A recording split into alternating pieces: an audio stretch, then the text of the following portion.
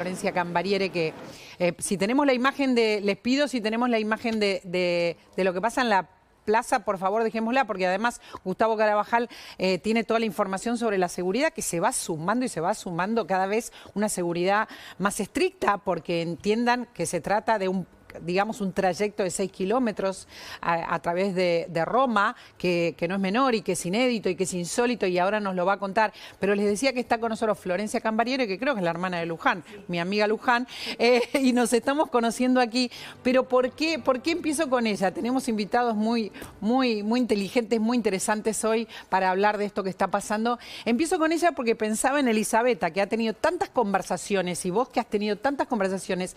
Florencia es la editora del Papa, así nomás, y lo conoce muy de cerca, y entiendo que estás también muy afectada, muy dolida, porque tenés, anécdotas íntimas, cercanía, familiaridad, pero entiendo que quizás lo que le pasa a Elisabetta te pasa a vos, esto de que es compartido el dolor, ¿no? Sí, yo le decía a mi marido, hola, Mariana. Hola. Le decía a mi marido cuando empezó todo esto de febrero, la internación, le dije, cuando se muere el Papa, 2 días me voy a algún lado, nadie me hable. Y después, viste, cuando pasa en realidad, como con un segundo papá. O sea, fue para mí, si vos... El lunes lloré todo el día, honestamente, pero con paz, viste, como que se ve que de algún modo lo fui procesando, porque cuando me enteré que lo internaron, ahí sí estuve como más, viste, que a veces tenés esa tristeza como más angustiosa y a veces puedes estar triste pero no sufriendo tanto, ¿viste? Entonces, con esa distinción, y ya yo nunca había dado a conocer mi testimonio con él, porque cuidaba sobre todo mi amistad y mi vínculo, y lo que él quisiera o no, prefería guardarlo entre nosotros. Pero bueno, ahora que ya no está, sentí un poco acepté la invitación para homenajearlo. Y para contar lo que vos viviste, que duró ¿cuántos años en total de relación y mira, de vínculo? Los años de mi hija mayor, Paloma, 15 años. 15 años. Porque... De conversaciones, de viajes. 15 años ininterrumpidos. Pero de editar un libro uno frente a frente, digamos, que implica una intimidad además. Una intimidad total. Viste, para los autores esto de, bueno, el hijo, el árbol, el libro, sí. Es impresionante los que los moviliza, estén en el lugar en el que estén. Entonces adquieren un compromiso con la edición, y más él que era profesor de literatura también.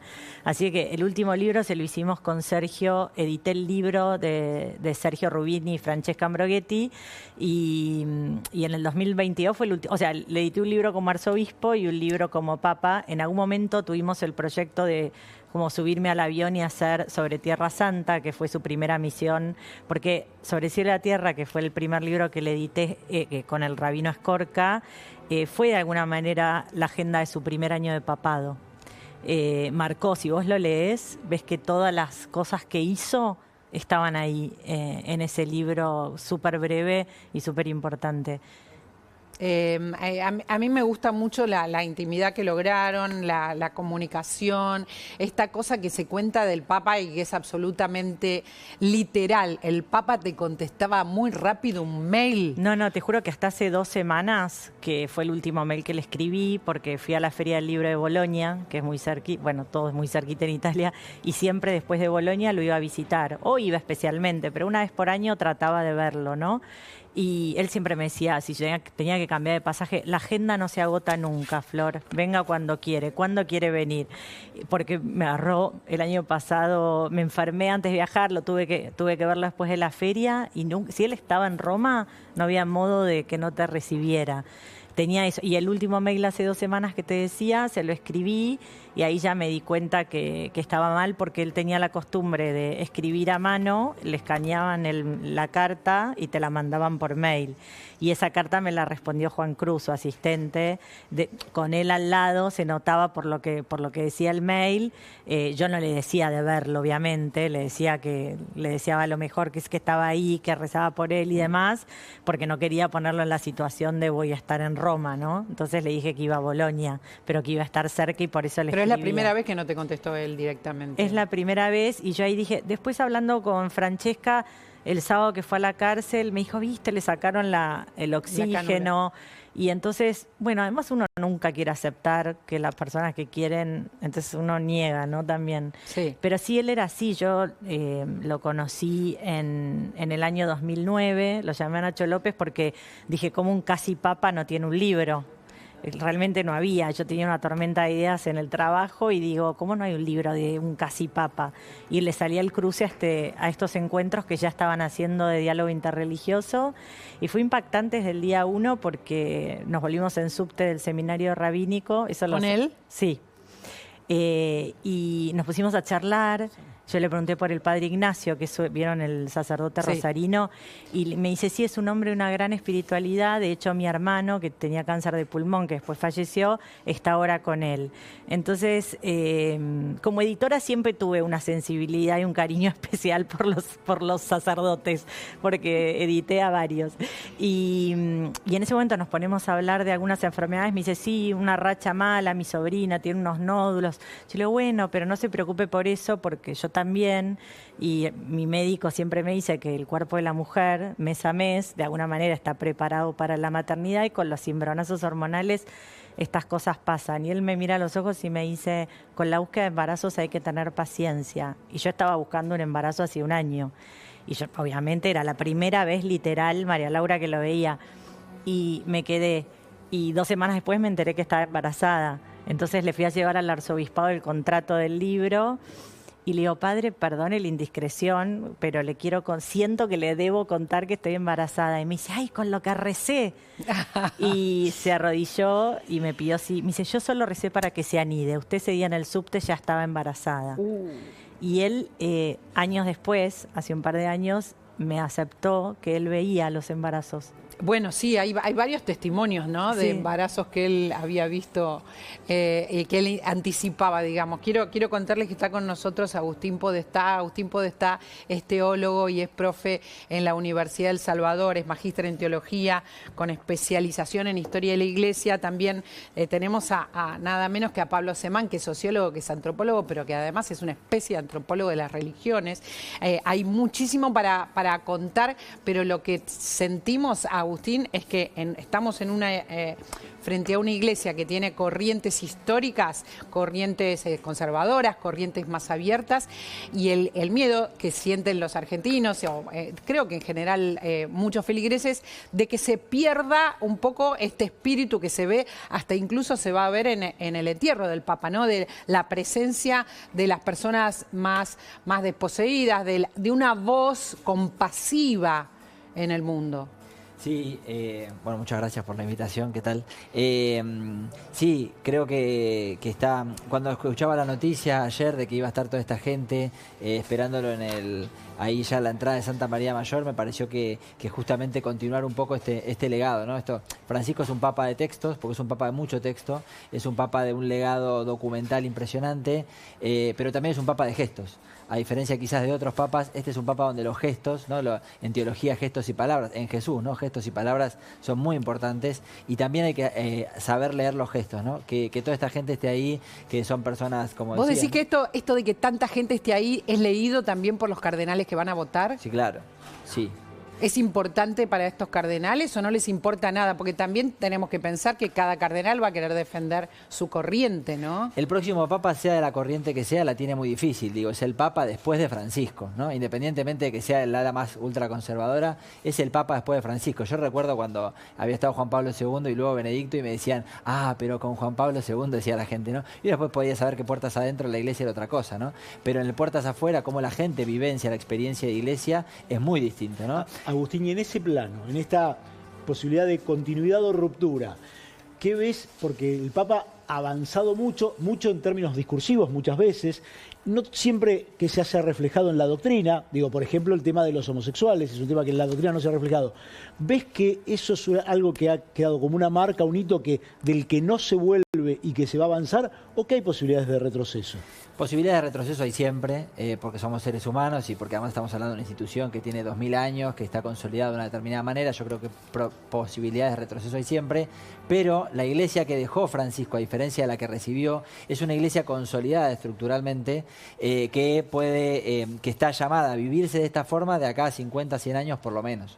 De modo tal que las reformas que hizo Francisco llegan a un punto estructural donde hay ciertas cuestiones que no se pueden. Y después está la cuestión de los gestos, o sea, no solo la cuestión estructural, si se quiere, más institucional, eclesiástica, después están las cuestiones de los gestos. Digo, sería muy extraño, no es imposible, pero sería muy extraño que en algunas cuestiones, sobre todo de apertura, de abrir las puertas y de ser una iglesia más inclusiva, que sería raro que se vuelva tan drásticamente, ¿no? En muy poquito estamos tratando de comunicarnos con Nacho Damonte, que está ahí en el móvil, con algunas complicaciones con la policía, les cuento. Hay una historia, otra historia de gestos que nos va a contar Nacho, que es súper interesante. El Papa dejó, digamos, semillas argentinas por todos lados, incluido en el Gemelli, en la clínica que estuvo internado tantos días. Y eso es muy interesante de ir viendo. Semillas, digo, dejó, sembró y sembró y sembró. Y sembró mucho, o por lo menos recogió lo que está pasando en Asia y en África, Agustín, que es el crecimiento de los feligreses en lugares que uno no imaginaba. Sí, de hecho la entrada en Asia es tan importante que hasta la próxima Jornada Mundial de la Juventud es en Seúl, y eso ya está estipulado, o sea que el próximo Papa, si aguanta, digamos, estos 2 años, pues en 2027, va a tener que viajar sí o sí, de modo tal que la apertura justamente hacia Asia es prácticamente ya irremediable, hay que... Pero una mirada global, decimos todos estos días, una mirada universal. Está con nosotros el historiador y sociólogo, historiador no, es sociólogo y antropólogo. ¿Podemos decir antropólogo de la fe? ¿Sí? Señor Semán, ¿así está bien? Sí, no quiero ser historiador. No, está bien, pero un poquito sos... Ejercicio ilegal de la historia. Bueno, Pablo, entiendo que no sos ni católico ni creyente, pero que te conmovió mucho la noticia. Sí, además a mí me conmueve... digamos, primero desde el inicio, porque yo provengo de otra situación política, ideológica, y la verdad es que yo me di el gusto de reivindicar a Francisco en el momento en que... más se le pegaba. En que le pegaban todos en Argentina en 2013. Pero además, digo, me parece sí conmovedor todo lo que va apareciendo retrospectivamente, porque... Yo entiendo que hay una dimensión de lo que hace Francisco, ustedes la estaban nombrando, pero yo quisiera subrayarla, que va más allá de lo que él hizo en términos institucionales, de nombramiento de cardenales, incluso de aperturas discursivas, que es, digamos, Francisco es alguien que entendió muy bien la vida del sacerdote y además quería que el sacerdote fuese pastor, ¿no? Que fuese... el conductor de un rebaño de almas, y entonces nunca dejó de actuar como pastor de creyentes y de pastores. Bueno, ya no va a estar más. Bueno, y acá hay una disyuntiva. Ese es el punto. Yo creo que si hay algo sólido que deja el papado de Francisco, no está solo a nivel del colegio cardinalicio ni de las aperturas discursivas, sino de todo el aire que él hizo entrar a través de la actitud de ser pastor de pastores y de irrumpir en la cotidianeidad de un sacerdote o de un creyente o de los creyentes que desde el punto de vista del sentido común estarían más en falta, ¿no? Vos querés decir que construyó una cercanía con la feligresía que en algún momento venía en retroceso. Sí, y creó la expectativa de que cualquiera podía hablar con él, porque eso sucedía, no era porque era un encantador de serpientes o un falso profeta, sino que efectivamente Francisco agarraba el teléfono y llamaba a gente que pensaba que nunca lo iba a llamar Francisco, y la gente pensaba, no, me están jodiendo, ¿cómo hace Francisco? ¿No? De hecho, le pasó varias veces.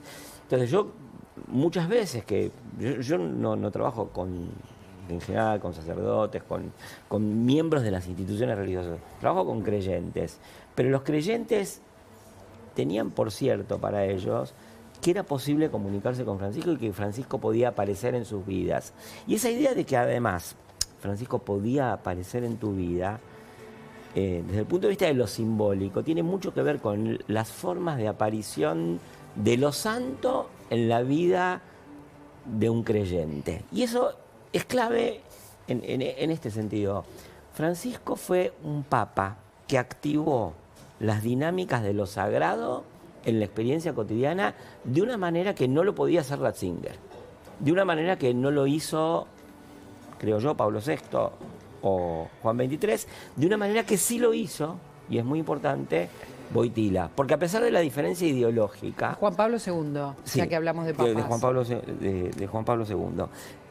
La activación y la dinamización de la experiencia de lo sagrado en la vida cotidiana del creyente y del fiel. Eso es clave. Bueno, a ver, hay una mirada muy optimista que dice lo que dejó Francisco, ya lo dejó, ya está entre nosotros. Y hay otra mirada, que es una mirada quizás más fría y más racional, que habla, Claudio, de la alternancia de los papas, de que hubo un Juan Pablo II, pero también hubo un Ratzinger, digamos, y después, y que esto también puede pasar, ¿no? Sí, hubo un Pablo VI, Un que Pablo fue el Pablo VI. el que llevó a la práctica el Concilio Vaticano II y que acercó a la Iglesia a un lugar que no estaba, y después vino un Papa que era conservador, que como dice Pablo, pero de todas maneras llegaba mucho a la gente, y después vino un Papa absolutamente lejano, como fue Ratzinger, y después vino, digo, hay como improntas muy particulares, que la gran duda es esta, bueno, ¿cuándo se consolida? Y cuándo se consolida no solo en lo narrativo, que es muy importante para una religión, pero sí en el corpus doctrinario, y eso todavía quedaron muchas cosas Y pendientes. esto es súper importante porque el Papa es una autoridad mundial. Entonces, cuando estamos hablando de este Papa que está por venir, porque las conversaciones empezaron